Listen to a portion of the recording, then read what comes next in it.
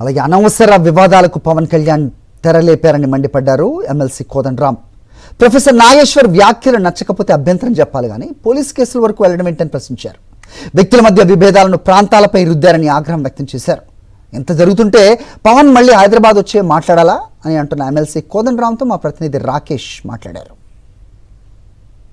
తెలంగాణ అస్తిత్వం అనే అంశం ఇప్పుడు తెలంగాణలో హాట్ టాపిక్గా మారింది. దీనికి ప్రధాన కారణం ఒకటి, ప్రొఫెసర్ నాగేశ్వరరావు అరెస్ట్ చేశారంటూ జరిగిన ఊహాగానాలు, ఆ తర్వాత నవనిర్మాణ సభ పేరుతో పవన్ కళ్యాణ్ తలపెట్టిన సభ. ఈ రెండు అంశాలు ఇప్పుడు చర్చనీయాంశంగా మారాయి. ఈరోజు సాయంత్రం పవన్ కళ్యాణ్ ప్రెస్ మీట్ పెడతానంటూ కూడా తెలంగాణ పోలీసులు రిక్వెస్ట్ చేసిన నేపథ్యంలో ఈ అన్ని అంశాలపైన మనతో మాట్లాడడానికి తెలంగాణ జనసమితి అధ్యక్షుడు ఎమ్మెల్సీ కోదండరాం ఉన్నారు. చేసిన వ్యాఖ్యలు నచ్చకపోతే ఇంకొక ప్రతి వ్యాఖ్యలు చేయవచ్చు, ప్రకటన ఇవ్వవచ్చు.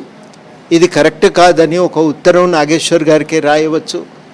ఇంకా అనేక పద్ధతులు కూడా మీడియాకు అందుబాటులో ఉన్నాయి. మీడియా పద్ధతులు నచ్చనప్పుడు మనకు అందుబాటులో ఉన్నాయి. దాన్ని నిరసించడానికి అవి ఏవైనా అనుసరించవచ్చు.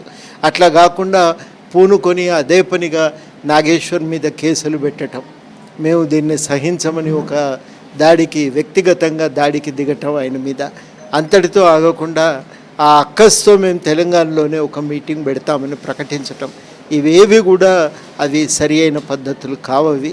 వీటన్నింటిని కూడా వ్యతిరేకిస్తున్నాం. ఢిల్లీ బీజేపీ నాయకత్వం కానీ ఇటు ఆంధ్రప్రదేశ్ నాయకత్వం కానీ కలిసి చేస్తున్నట్టుగానే భావించవలసి వస్తుంది. మేము చాలా స్పష్టత కోరుతున్నాం ఈ విషయంలో. ఇవాళ వచ్చి ఇక్కడ మీటింగ్ పెట్టవలసిన అవసరం మేము.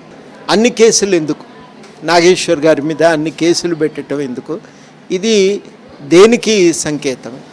భావ ప్రకటన స్వేచ్ఛ మీద అణిచివేయటానికే ఇది ఉపయోగపడుతుంది తప్ప దేనివల్ల కలిగేటువంటి ప్రయోజనం ఏమవుతుంది? నిజంగా మీరు ఏదైనా చెప్పదలుచుకుంటే ప్రెస్ మీట్లు పెట్టడానికి అవకాశాలు కూడా లేకపోలేదు. హైదరాబాదే వచ్చి మేము ఇక్కడనే ఉండి ఇక్కడే మాట్లాడతామని చెప్పి అనటం కూడా అది సమంజసం కాదు. ఇవి పద్ధతి కాదనేదే నేను ప్రధానంగా భావిస్తున్నాను. ఇప్పుడు సూటిగా చెప్పదలుచుకుంటే ఆయన మీద ఆయన చేసిన వ్యాఖ్యలు నచ్చకపోతే విమర్శలు చేయటానికి 1000 మార్గాలు ఉన్నాయి. కేసులు పెట్టడం, బెదిరించటం, భౌతిక దాడులకు దిగుతామని హెచ్చరికలు చేయటం, ఇది ఎట్లా సమంజసం అవుతుంది? దీనివల్ల ఏమైపోయిందంటే ఇది అనవసరమైనటువంటి వివాదంగా ఇది మార్పు చెందింది.